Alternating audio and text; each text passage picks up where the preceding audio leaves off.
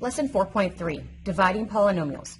The essential question, how do you use synthetic division to divide? So the only time you're ever allowed to use synthetic division is if you have a x minus k that you are dividing by.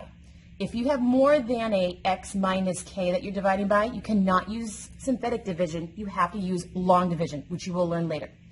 So if this is really x minus k, then that meant my k was 3 in this particular problem. So the very first task that you need to do is find k. So it's supposed to be the equation x minus k, and because I have an x minus 3, I just figured out that my k was 3. You need to make yourself a synthetic division box. The k that you found goes right here. So you need to put your k on the outside of your synthetic division box. Step number 2, you need to check to see, are you missing any exponent terms if you are to write this in standard form? So my highest exponent is a 3, which meant 3, 2, I am missing the exponent of a 1. So am I missing any terms? I am. I am missing the exponent of a 1 term. So if I make sure that all of my terms are accounted for, and I have them written down, this is how it would look, making sure that the exponent of 1 was counted for. So 3, 2, 1, none. This is what my problem would end up looking like. Step number 3, all the coefficients that you found in your new problem need to be listed in the synthetic division problem. So this is -1, here's my -1, that's 4, so here's a positive 4. That was 0, so there's my 0, and that was 9, so here's my 9.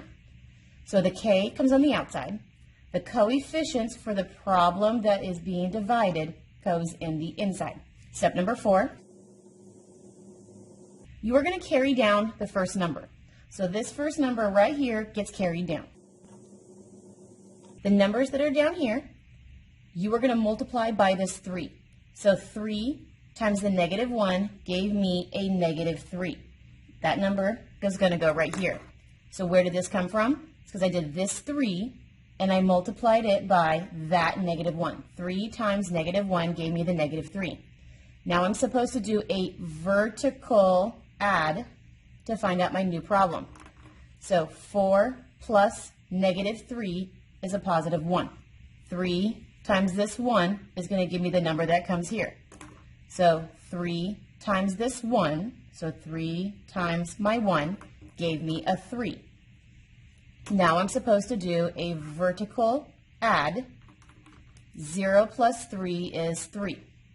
To get the number that comes here, you need to do 3 times 3. So 3 times 3 gave me the number 9. To find out the number that comes here, I need to do a vertical add. So 9 plus 9 is 18. This last number, because you've run out of top numbers, this is considered the remainder, because it's the last one that you have. Because our problem started with an exponent of a 3, and we are dividing, that meant our first answer is always going to start with one exponent less. So if he started with a 3, that meant this is going to have the exponent of a 2. This one is going to have the exponent of a 1. This is going to be our constant, and this last one is going to be your remainder. So what is my answer? I have -1 x squared plus 1x plus 3. Now my remainder. This is my remainder, and if you remember back from like middle school, if it's going to be a remainder, we're not going to put remainder 18. It's in terms of a fraction. So it's 18 all over. What was I dividing by? I was dividing by the x minus 3. Now we don't write the ones when we actually write out our full answer. So this is -x squared plus x plus 3 plus my remainder of 18 when I was dividing by x minus 3. This is my final answer. So when you were doing the math, step 5 tells you to multiply across, and step 6 tells you to add vertically. And that's our final answer.